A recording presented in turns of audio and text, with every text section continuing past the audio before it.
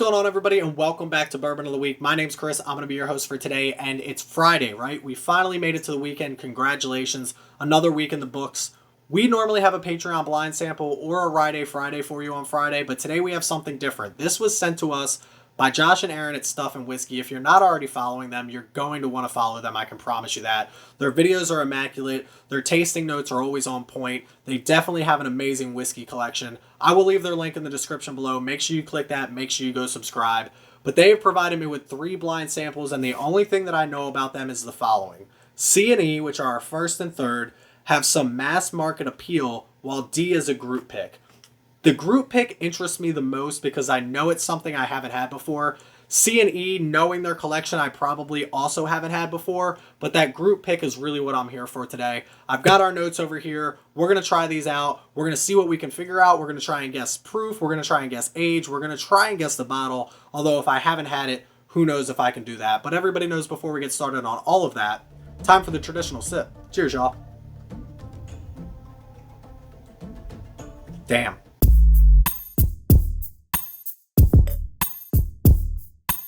So here we go. We've got C, D, and E. We've got Bourbon of the Week glass. We've got plain glass. We've got rabbit hole glass. We've got our answer key over here. We've got our notes over here. We're going to drink these up. We're going to try them out. We're going to put them in an order that we like them. We're going to try and guess what they are. Although knowing Josh and Aaron and knowing their collection, there's no way that I have anything that they have. They just have such a vast collection that I'd be very surprised if I personally own or personally have whatever they sent me. D, again, most interesting because I guarantee whatever group pick that this is coming out of Nashville, I don't have it. So let's get back into C here. I get a little bit of sweetness off this.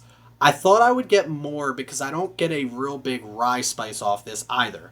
I'm going to guess that this is either a low rye or a no rye bourbon, which means it's probably either wheated or I've actually just come across, I do TikTok as well. Check me out on TikTok at Bourbon of the Week. Somebody just sent me a old fashioned recipe where they wanted me to use Corval. It's from Chicago, right? And it's a bourbon and it has 51% corn, and then the 49% is a grain that I've never even heard of before. So I wonder if this is a wheated bourbon, a 4-grain, or maybe it's a grain like a brown rice like Basil Hayden's Toasted does. But it doesn't taste like a rye to me. It tastes, I'm going to put it in like that 90 to 95 range, proof-wise. It tastes a little bit younger to me, too. Lighter, fruity, so I do get sweet notes, which makes me lean maybe more towards like a wheated bourbon than a rye. But I really don't get, I still do get a little bit of spice. I won't lie to you. I won't say it's not spicy at all. But I almost feel that the spice associated with this is more of an ethanol spice than like a rye spice or like an allspice or anything like that. On my regular channel, every Wednesday we drop a video. Actually, click that subscribe button while we're talking about it. I talk about price, taste, drinkability. Drinkability is how much ethanol kick I get with the drink that I'm drinking. Now, when you know the proof, it's easy to associate proof with drinkability. You can say, this is 80 proof, it drinks hot. This is 120 proof, it drinks fantastic. With doing this blind, not knowing this proof, thinking it's in that 90 to 95 range, I do think it's the ethanol kick that's giving me the spice more than anything else. That being said, fantastic pour. I like it a lot. Sweet, fruity, vanilla, caramel. Not a lot of oak, which makes me think, again, maybe a little bit younger. Not a lot of like leather or dryness or anything that my mind associates with age when it comes to these bourbons or ryes. By the way, I don't know if this is bourbons, ryes, American whiskeys. We have no clue. I got to leave a little bit left, though. I'm going to say low rye to no rye, 90 to 95 proof. And I don't know if I've had this before. Doesn't taste like something I've had. Not my favorite off the rip, and that scares me again because I know they have some great things in their collection. So if that's something that I'm supposed to love and I don't, well, it is what it is. Number 2, the one that intrigues me the most here. This is D. This is a group pick I'm assuming out of Nashville, which is where they're from, Tennessee area. I'm interested to see what this one tastes like. Let's get into it. Let's try it out. That is fantastic. It's definitely, this one has rye in it, right? I'm going to guess it's like, it might be like a straight rye. It might be like a 51% rye. I'm going to say 51 to 60% rye. And I'm going to say that it's a little bit higher proof than this one. And it's always hard to tell. Now that I've had this, I think that this is definitely no rye. I said low rye to no rye. I think we'll cross out low rye. This is a wheated bourbon, or it's another type of grain that I'm not familiar with. Because you can just tell the rye spice and the rye grain that you get off this second one. I don't know if it is a actual rye or just like a super high rye, but this is a rye. This is no rye. I'm going to guess this is a little bit higher proof, and the proof is always hard to tell when you go from something that's possibly wheated to something that's possibly high rye or a rye. Because, again, that wheated sweetness or that non-rye mash bill tastes like it's lower proof, where the spiciness on the rye might accentuate what you think is an ethanol kick, but it's not actually an ethanol kick. So I think these are very close in proof, even though this one seems to drink, I'm going to say quote-unquote hotter, although it's just spicier. I don't think this one's much higher than this one here. I'm going to say 95 to 100 proof, where I thought this was 90 to 95 proof. And that's what I think on these first two. Definitely like D better than C. But last but not least, we're going to get into E here. This one off the rip already has more age behind it, if I had to guess.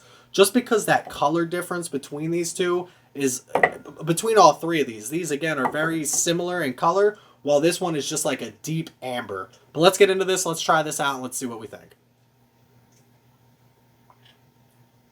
This, again, was quote-unquote mass market appeal, but I don't know if it's something that I've ever had before. I think it's the highest proof of the three. I'm going to put it in the 110 proof range. I don't know if is this just like a traditional bourbon? You get a lot of sweetness on this, but you still get a little bit of spice. So maybe like an 80, 13, whatever is left. 7? I know that's a weird mash bill, but I get a lot of corn sweetness off this, and then I get a lot of rye off this as well. So I still think it's in that higher rye range, but at the same time, it gives me something funky on the front end here. Nothing bad. I like this a lot, but let me try another sip. That is different. I like it a lot. I'm not sure what it is. 110 proof. I think it's more of your traditional. I'm just going to go back to that like 75, 13, 12 type of deal. It's not wild turkey or anything like that, which obviously we would associate with something with a mash bill like that. It definitely has a little bit more sweetness to it, a little bit more upfront sweetness to it, but still rolls into a little bit of spice on this, and still rolls into a little bit of an age kick on this as well, which I was expecting with that color behind this. I do think this has a little bit of age, but it's not an oaky age. I'm not a fan of oak. If you know anything about what I love, it's definitely that sweetness, that rye, with a lingering oak or a lingering leather. Nothing overwhelming. This one and D are definitely up in the air for which two are my favorite. I think that C is going to be my least favorite, and that scares me like I said before, but D and E are definitely two damn good bourbons / ryes / whiskeys, whatever they happen to be. I'm going to go D, E, C, but D and E are close. Don't get me wrong. D and E are very close. Let's go with C first and figure out what we didn't like. So here we go. C is Woodford Reserve Wheat Whiskey. You just can tell, especially after drinking. I'm not the best at picking out these flavor notes, but after drinking D, which I can almost guarantee is a rye, C just obviously tastes like a whiskey, and it's 90.4 proof, obviously like most Woodford Reserve. I said 90 to 95, so we were right there. We knew it was either not rye or low rye, and it is a wheated, and it's 90.4 proof. Woodford Reserve I have to be in the mood for. I love their original stuff. Their double oaked is almost like chocolate cake, if you ask me. It's a dessert. You have to have it after dinner. You can only have a glass, maybe two if you're really pushing it. But Woodford Reserve is something that I love, but I have to be in the mood for. And for that to fall third, again, not bad by any means. Just because this is first, second, and third doesn't mean that it's not good.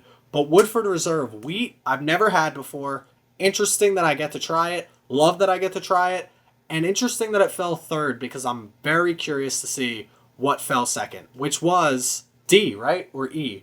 E fell second. So let's open E up and let's see what that happens to be. So here we go. The big reveal on E. E is Pursuit United 108 proof. So I know a little bit about this bottle. I don't know a lot. And I believe they have a rye and a bourbon.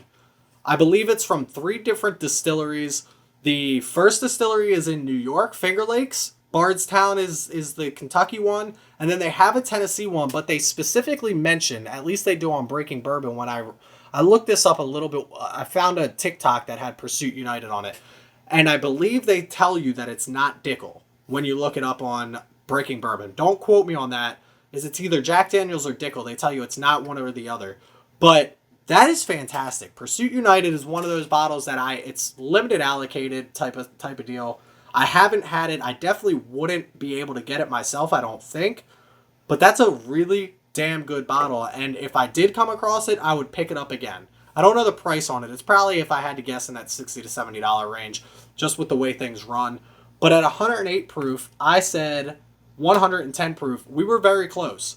I like that a lot. Again, that was very close to taking the number one spot. But the number one spot was the group pick. Let's figure out what we had at number one. Drum roll, please. Number one is Wilderness Trail High Rye Bourbon. Nashville Bourbon Social Club group pick. 4 years, 5 months at 98 proof. We almost nailed that. We said a rye to high rye. We said 95 to 100 proof. It's 98 proof right there. It's 4 years, 5 months. I thought it was a little bit younger than whatever I don't know what the age is on this one. I also don't know what the age is on the Woodford Reserve, but that puts this right about in the middle, which I thought is where it would be. 4 years, 5 months. Not a bad spot for it. This is fantastic. I don't have any picks from Nashville Bourbon Society. Who is this? Nashville Bourbon Social Club. I would trust them with my next pick. If I got a pick from Nashville Bourbon Social Club at this point, I would now trust them because we have a very similar flavor profile. They know what they're doing. I like this a lot.